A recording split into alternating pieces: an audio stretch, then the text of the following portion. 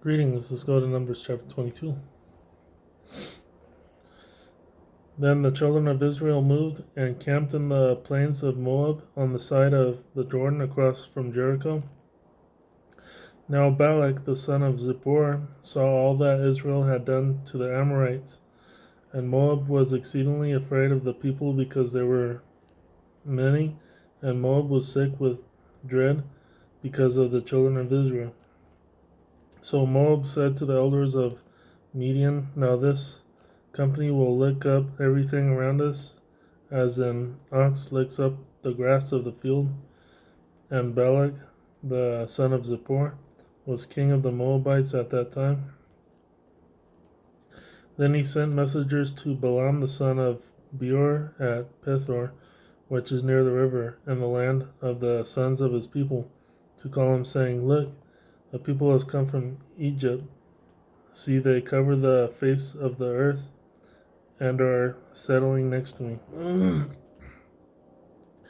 Therefore, please come at once, curse this people for me, for they are too mighty for me. Perhaps I shall be able to defeat them and drive them out of the land, for I know that he whom you bless is blessed, and he whom you curse is cursed. So the elders of Moab and the elders of Midian departed with the diviner's fee in their hand, and they came back to Balaam and spoke to him the words of Balak. And he said to them, Lodge here tonight, and I will bring back word to you, as the Lord speaks to me. So the princes of Moab stayed with Balaam. Then God came to Balaam and said, Who are these men with you? So Balaam said to God, Balak the son of Zippor, king of Moab, has sent to me, saying, Look, a people has come out of Egypt, and they cover the face of the earth. Come now, curse them for me. Perhaps I shall be able to overpower them and drive them out.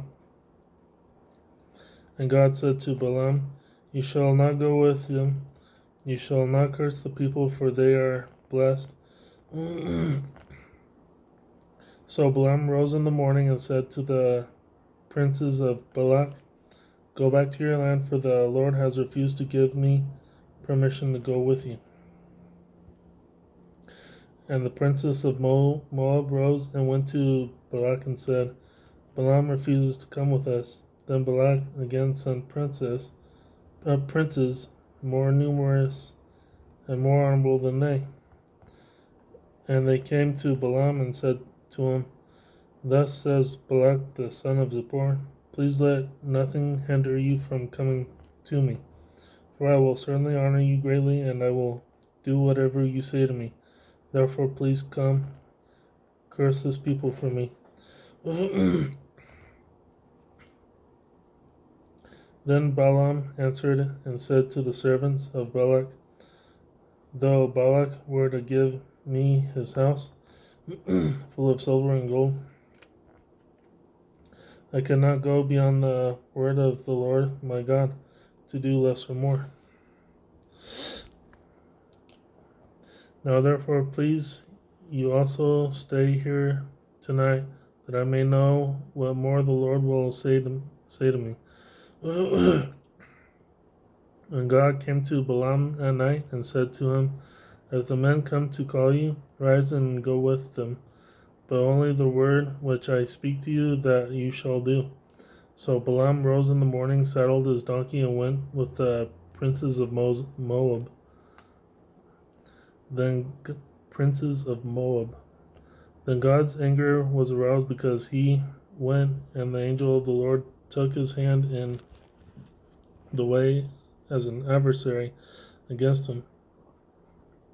And he was riding on his donkey, and his two servants were riding with him. Now the donkey saw the angel of the Lord standing in the way with his drawn sword in his hand, and the donkey turned aside out of the way and went into the field. So Balaam struck the donkey to turn her head back onto the road.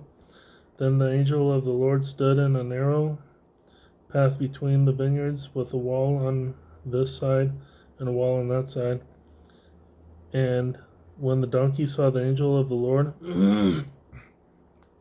she pushed herself against the wall and crushed Balaam's foot against the wall, so he struck her again. Then the angel of the Lord went further and stood in a narrow place where there was no way to turn either to the right hand or to the left. And when the donkey saw the angel of the Lord, she lay down under Balaam. So Balaam's anger was aroused, and he struck the donkey with his staff. Then the Lord opened the mouth of the donkey, and she said to Balaam, "What have I done to you that you have struck me these 3 times?" And Balaam said to the donkey, "Because you have abused me. I wish there were a sword in my hand, for now I would kill you." So the donkey said to Balaam, "Am I not your donkey on which you have ridden? Ever since I became yours to this day, was I ever disposed to do this to you?" And he said, "No." Then the Lord opened Balaam's eyes, and he saw the angel of the Lord standing in the way with his drawn sword in his hand, and he bowed his head and fell flat on his face. And the angel of the Lord said to him, "Why have you struck your donkey these 3 times? Behold, I have come out to stand against you, because your way is perverse before me. The donkey saw me and turned aside from me, thus 3 times. If she had not turned aside from me, surely I would also have killed you by now, and let her live." And Balaam said to the angel of the Lord, "I have sinned, for I did not know you stood in the way against me. Now therefore, if it displeases you, I will turn back." Then the angel of the Lord said to Balaam, "Go with the men, but only the word that I speak to you, that you shall speak." So Balaam went with the princes of Balak. Now when Balak heard that Balaam was coming, he went out to meet him at the city of Moab, which is on the border at the Arnon, the boundary of the territory. Then Balak said to Balaam,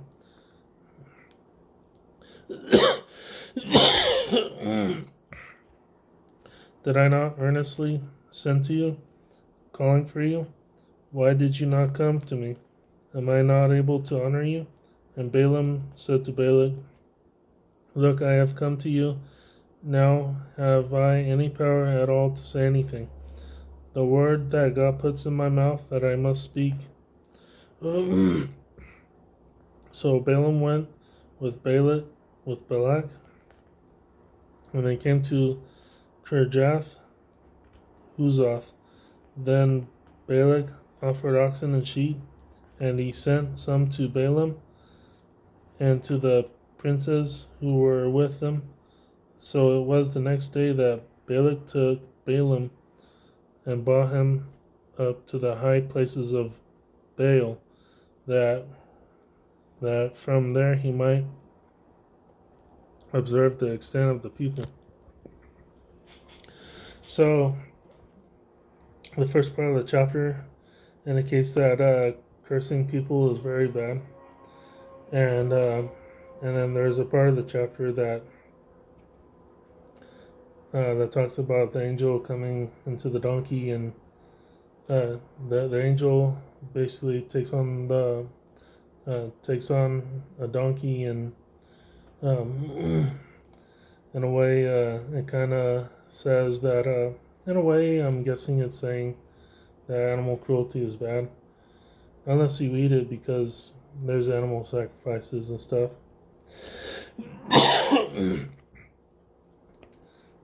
And that's what I got out of it. Let's see, a few words for studying Balak and Balaam. Those are people, not places, I'm guessing. Just some keywords I'm trying to see here. in order to learn. Balak and Balaam are people. Yeah, just for future reference. Thank you very much. And that's the end of chapter 22 in Numbers.